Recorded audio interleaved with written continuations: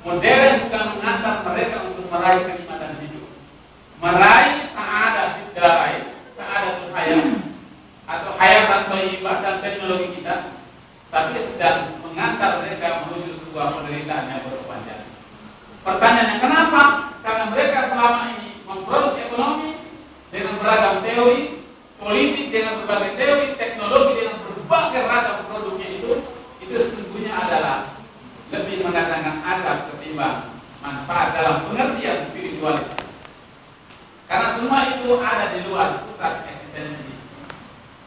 Nah, inilah kemudian istilahnya, ya, mereka ini ibarat menggenggam bara api yang mereka nyalakan sendiri, dan api kemudian membakar diri mereka sendiri dengan api yang dinyalakan sendiri. Itu artinya bahwa mereka membawa sesuatu yang modern tapi membawa pada kehancuran. Penelitian oleh Naisbitt bahwa kehancuran itu berubah dari kehancuran pribadi naik ke kehancuran keluarga. Ikatan keluarga itu semu sampai pada kehancuran sistem tata sosial, individualistik, egoisme, permisivis, hidup dengan gaya cuek, tidak mau peduli dengan orang lain. Oke? Jadi sana tidak ada konsep nahi mungkar. Karena orang satu dengan lain tidak perlu peduli dengan orang lain. Silakan Anda lakukan apa saja menurut Anda, saya menurut saya, dan tidak saling mengganggu. Ini disebut dengan kebebasan. Oke, Mas? Jadi itu yang terjadi. Bila kacamata sosiologi agama, ini sebuah kerusakan, bukan sebuah kebanggaan. Enggak, ini kerusakan. Karena ini yang disebut dengan budaya permisif, atau dalam terminologi Sapin adalah cuekisme.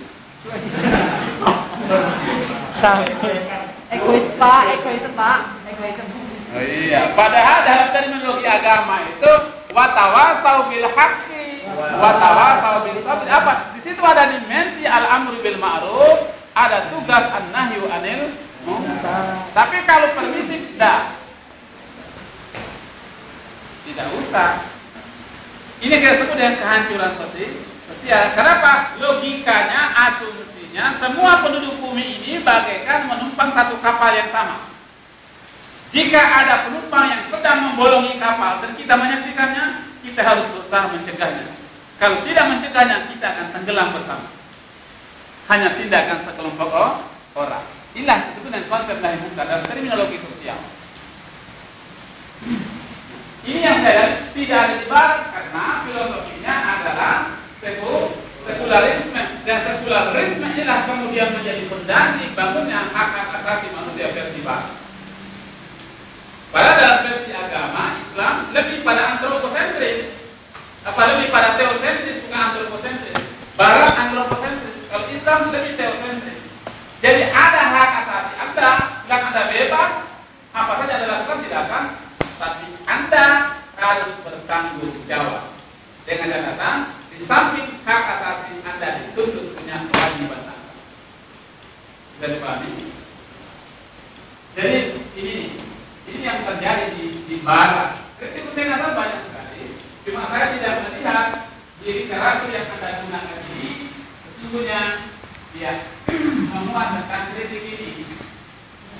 Dan tidak ada di sini. Ijtihad maju, spiritual maju.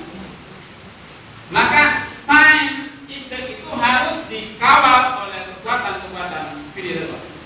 Agama. Jadi dia berangkat dari Al-Quran. Iqra saja tidak bisa, harus dengan bismillahirrahmanirrahim. Iya kan? Kalau cuma Iqra, luar biasa Eropa itu, Barat itu luar biasa. Tapi Islam harus dibikin dengan bismillahirrahmanirrahim. Ada dimensi transendental, spiritual. Nah begitu. Maka tawaran Husainato, ya kembali ke tradisionalisme Islam adalah kembali ke Sophia Perennis. Sophia Perennis adalah kearifan, keluhuran, kesucian perennial. Istilah perennis itu dari kata filsafat perennial. Filsafat perennial itu sebuah pandangan filsafat yang membuat analogi kehidupan ini bagaikan bunga. Bunga itu ada waktu dia berguguran, tapi ada saatnya dia kemudian mekar kembali. Jadi filsafat perennial itu menegaskan bahwa manusia itu sejatinya adalah makhluk spiritualitas karena fitrah.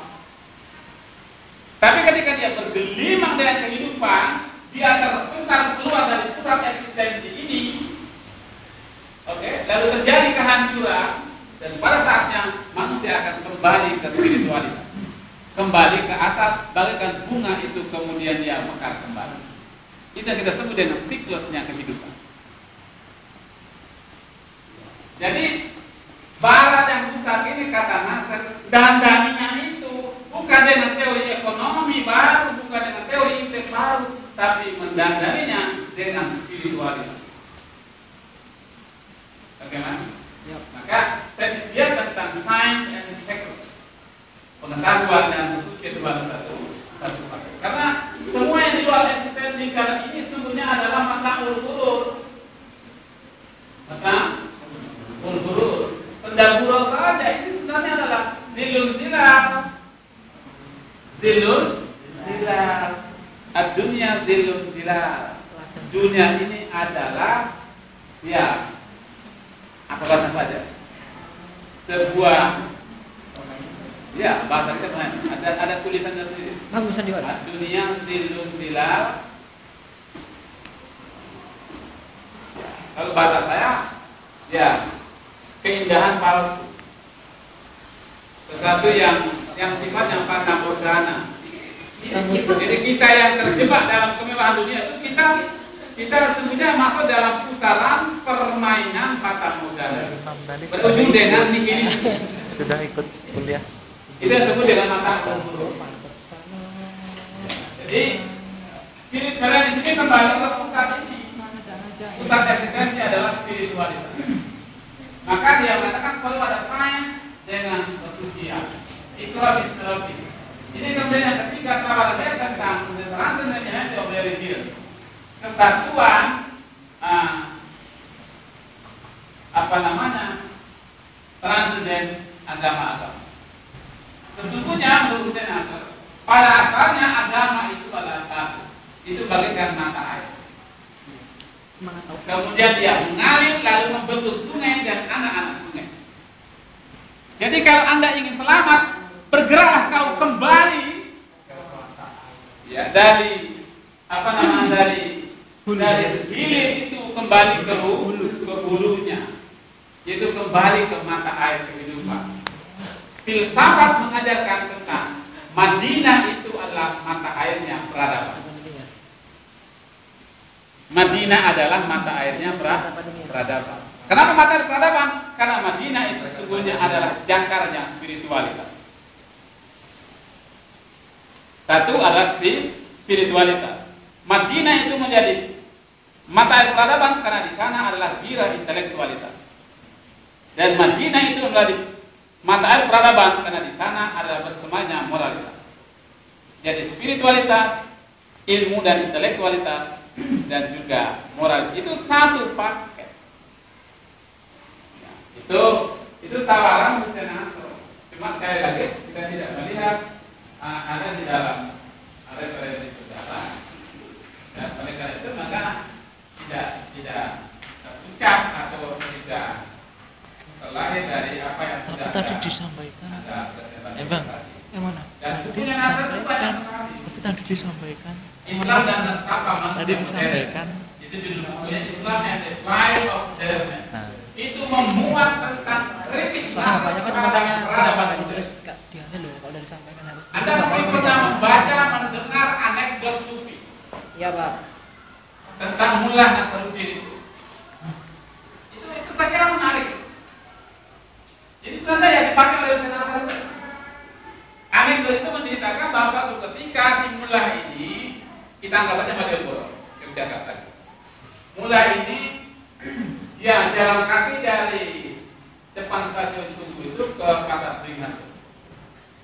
Ke selatan, balik ke utara, balik ke selatan, balik ke utara sambil membungkuk seolah-olah dia sedang mencari sesuatu. Lalu tiba-tiba temannya lewat ke situ, tahu kalau Mullah itu sedang mencari sesuatu. Untuk menampakkan empati terhadap teman itu kemudian turun dan bertanya kepada Mullah,